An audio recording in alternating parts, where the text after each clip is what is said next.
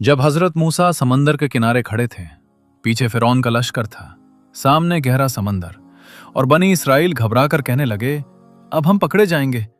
मगर इसी लम्हे अल्लाह का मौजा जाहिर हुआ। रात का वक्त था, हवा में खौफ फैला हुआ था।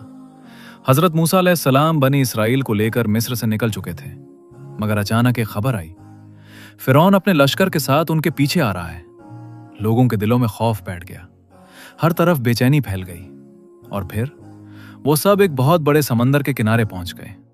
सामने गहरा समंदर था और पीछे फिरौन का खतरनाक लश्कर।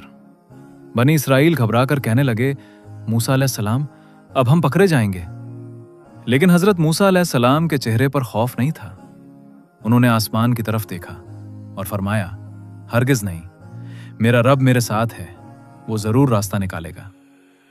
इसी लम्हे अल्लाह ताला ने हजरत मूसा अलैहिस्सलाम को हुक्म दिया, अपना असा समंदर पर मारो।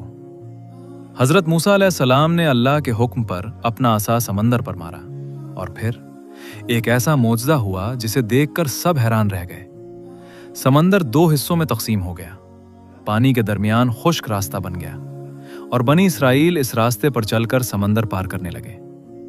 जब फिरौन ने यह मंजर देखा तो वो गुरूर में आ गया। उसने कहा, यह भी कोई जादू है, और अपने लश्कर के साथ समंदर के अंदर दाखिल हो गया।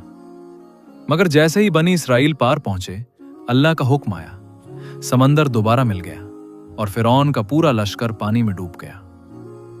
यह वाकया हमें एक अजीम सबक देता है, जब इंसान मुश्किल में हो और रास्ता नजर ना आए तो मायूस नहीं होना चाहिए, क्योंकि अल्लाह के लिए कोई भी मुश्किल नामुमकिन नहीं।